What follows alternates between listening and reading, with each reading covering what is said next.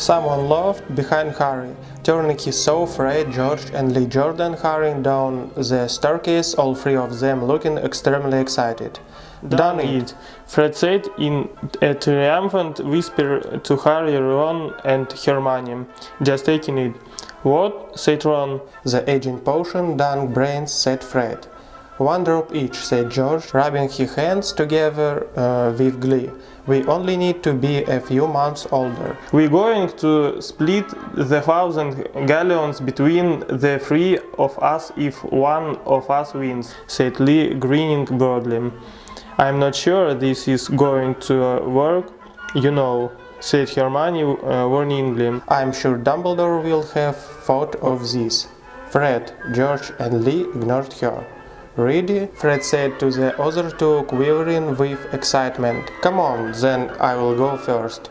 Harry watched fascinated as Fred pulled a slip of parchment out of his pocket bearing the words Fred Weasley, Hogwarts. Fred walked right up to the edge of the line and stood there, rocking on his toes like a diver preparing for a 50-foot drop. When, with the eyes of every person in the entrance hall upon him, he took a great breath and stepped off the line. For a split second Harry thought it had worked. George certainly thought so, for he let out a yell of triumph and leapt after Fred, but next moment there was a loud sizzling sound and both twins were hurled out of the golden circle as though they had been thrown by an invisible shot putter.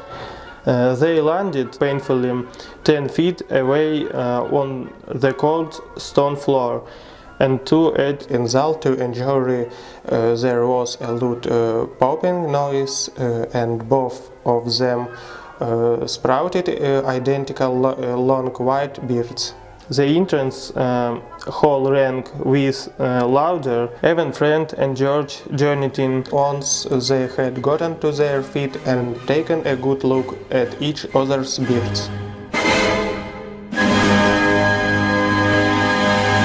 Stupefy! Harry yelled. The spell hit Graham in the back. He stopped dead in his tracks, fell forward, and lay motionless, face down in the grass. Harry dashed over to Cedric, who had stopped twitching and was lying there panting, his hands over his face. Are you all right? Harry said roughly, grabbing Cedric's arm. Yeah, panted Cedric. Yeah, I don't believe it. He crept up behind me. I heard him. I turned around and he had his wand on me. Cedric got up. He was still shaking. He and Harry looked down at Crumb. I can't believe this. I thought he was all right, Harry said, staring at Crumb. So did I, said Cedric. Did you hear Fleur scream earlier? Said Harry. Yeah, said Cedric. You don't think Crumb get her too? I don't know, said Harry slowly. Should we leave him here? Cedric muttered. No, said Harry. I reckon we should send up Red Sparks. Someone will come and collect him, otherwise he will probably be eaten by a Scroot. He'd deserve it, Cedric muttered.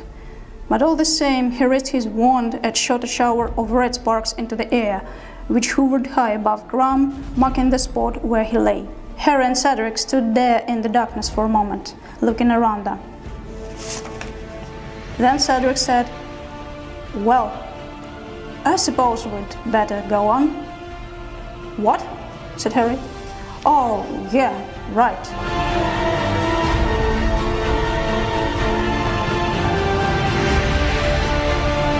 He opened his eyes.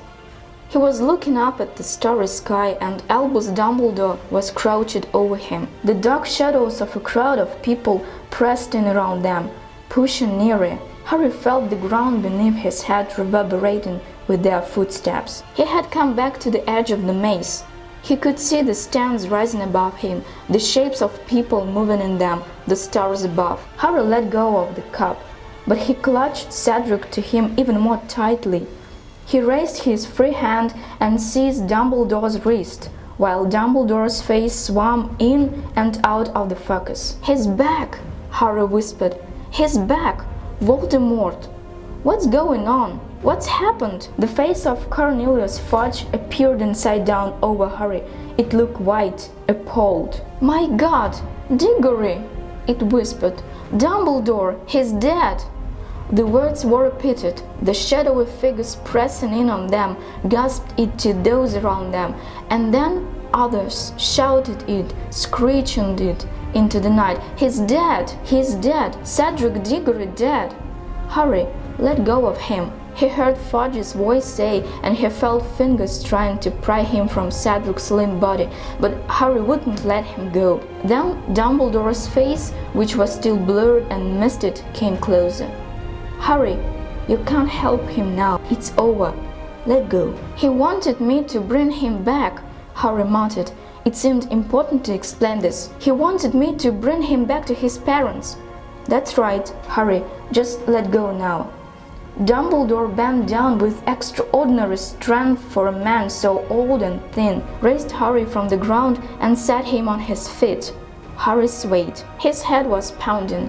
His injured leg would no longer support his weight. The crowd around them jostled, fighting to get closer, pressing darkly in on him. What's happened? What's wrong with him? Diggory's dead.